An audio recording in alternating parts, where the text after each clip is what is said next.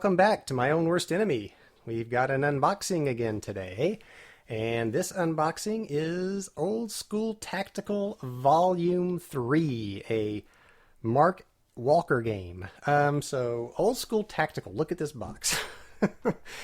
This is from Flying Pig Games, as you can see here, and this is Volume 3, Pacific. And if you've been watching the channel, you know I love Pacific War games, World War II Pacific.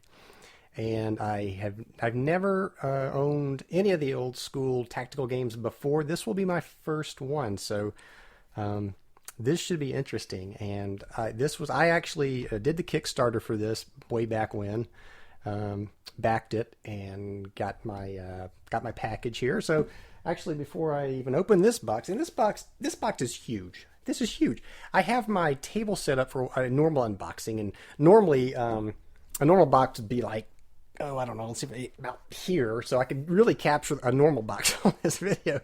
This box is 16 inches tall and about, I guess, normal width wide here. Let's see. I got a tape measure. We can find out. So let's get this back. All right. So there. So yeah, it's 11 inches wide, and it is, you can't see the bottom. Let's do it this way. That thing is 16 inches tall. Yeah, that's huge. That's a huge box. So that's good. I like to see that. But before I open that box, let's look at some things that came with this, part of this Kickstarter. And the first thing is, I'm not really sure. Let's see, what is this? Okay, so this is the first thing that I pulled out of the box, and it's a commemorative coin. On this side, it's like the Marines raising the flag there. See if I can hold that up, and the camera picks it up, so that's kind of cool. The flip side, there's the Marine Corps symbol, and it says Old School Tactical Flying Pig Games. Now, I don't think you use this in a game. I think it's just a nice little commemorative coin they gave you, but you can always use it for flipping heads or tails to determine something, who starts first, or I don't know. But that's cool. That's really cool. And then also I received these extra luck cards, or whatever they are. I'm not really sure. Like I said, I've never played this. So this was part of the Kickstarter package. I'll take a quick look here and see what these are. Luck cards. I think they're all luck cards. So I'm guessing these would have some. Oh yeah, it's recon. I don't know how this works. Shore bombardment. Looks like there is shore bombardment in this game, so that is going to be nice. And then I also got these neoprene markers, and as I understand it, these markers can be used to, you get a huge map in this, and these markers can be used to kind of box off the section of the map that you're currently playing. So whatever scenario that you're playing, you can use these to kind of, these are nice, wow. So you can use these to kind of, block off that area of the map. So you would do something like this, and you would have your map would be in here, your units, and this kind of keeps you from getting outside that area of the map. So that's pretty sweet. And I've actually got some other games I could probably use that with, because there's other games I have that kind of call to use specific areas of the map. And then I also received some more neoprene mats. These are really cool. Let's see. Let's try to open this here. Take a look.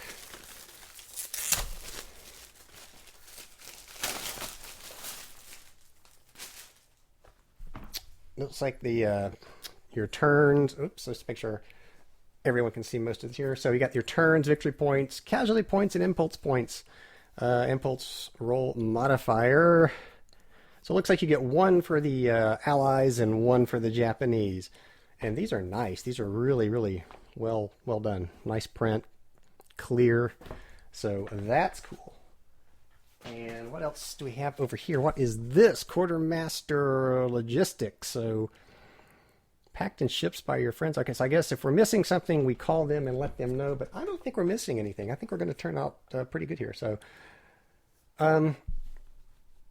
yeah, let's go ahead and open this box. Let's see what's in here. Let's crack open the box. take a look inside. Well, we get some dice. That's good. Can always use dice. I don't have nearly enough. I'm being sarcastic. So we have some cards here. And I'm assuming that these cards are... Well, there's those luck cards. So we got some extra luck cards as part of that Kickstarter. And I'm assuming you can probably go to Flying Pig Games and order those if you didn't get them. There's like Allied cards and Japanese cards. So let's take just a quick look. Again, I have no idea what I'm looking at here. This looks like stat cards for the units in the game. There's a sniper. Looks like exactly what this is. That's kind of cool. It's like a little reference card. And it looks like you get a reference card for all the units. I don't think I've ever seen that before in a game. And then these luck cards again. So interesting. I wonder how those reference cards get used, or if they're just a reference card. We'll find out.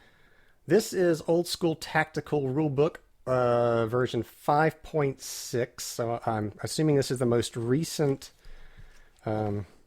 rule set for the Old School Tactical games. This probably covers the two prior versions that I do not have. I'm assuming would use these same rules. And well, maybe I'm wrong about that. I kind of thought there might be a specific Pacific Theater rulebook, but well, maybe this is it, or maybe it's just all in one. So here's your table of contents, and again, the rulebook here looks nice. It's clear print. You have bulleted paragraphs of information, or sentences. Really, I don't see a whole lot of paragraphs in here. I see more like just bullet points of things. And looking in here, I don't know if this is a combined rulebook. Well, I see. To me, it looks like German units there. So maybe this is the overall. Maybe these rules apply to all three rule sets, and there's not a specific one for the Pacific Theater. Let's find out. Let's take a quick look. Here's the playbook. So maybe this is where... there you go. New rules and units. So it does look like that. The first book was strictly the Old School Tactical generic rules, if you will. And then in here you get more specific rules to the Pacific Theater. There's bonsai attacks. That's going to be interesting. And again, this playbook is well printed, clear print, organized. Here's some scenarios. There's a Raiders scenario, Solomon Islands. You have your order of battles, Japanese forces, and your American forces.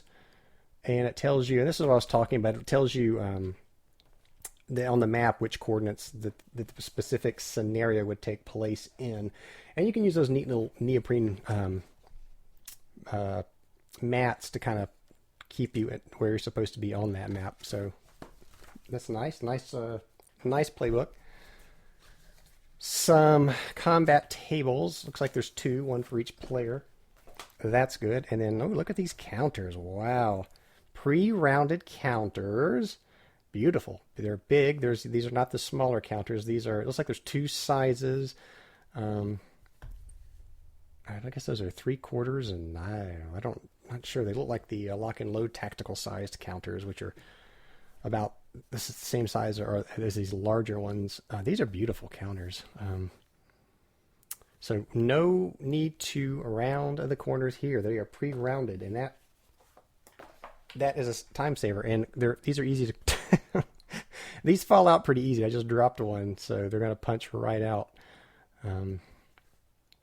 So that'll be good. Lots of counters. How many counter sheets did we get? 1, 2, 3, 4 total. There's the Japanese. There's some caves, satchel charges, machine guns. Beautiful, beautiful, beautiful. I love the Pacific Theater, like I said, and I cannot wait to dive into this game. So here is the map, and like I said, this game is so big. This map is big. It is as big as the map boards. The map takes up the entire dimensions of that box, so it's 16 inches long and however wide it is, but it opens up into a huge I don't know if I can be able to do this. Okay, let's see. How big is this map? Let me take it off screen for a second and see if I can unfold it. I don't think there's any way I'm going to get all of this on the screen. It is huge. No, there's no way. So let's just do this. I'm just going to show you a portion of the map. I would have to have a huge game table to show you just how big this map is. But this is enough for you to see how clear it is. Well, let's see. Where's my handy dandy counter grabbers here? So you can see that there are the centers of the hexes are marked, and they're easy to see. I don't know if you can see it on the camera. The hexes are numbered. That's a little harder to see, but it's still, once you have the map in front of you here, it is easy to see. Maybe not in some of these darker jungle areas. It's really tough to read the hex numbers there. But I do like the map. It's let's see if I can show any more of this without destroying my setup here. So there's some little huts and a road, and it looks like maybe there's some offshore areas. I don't know. I do not know, but I wish I could show you the whole map. But even if I had this on my actual game table, my Carolina game table, dining table, which is pretty good size, this is going to take up most of that. I've got Star Wars Rebellion set up on it right now, and it takes up most of it. And this map looks like it's that size or larger. So that's why you need these neoprene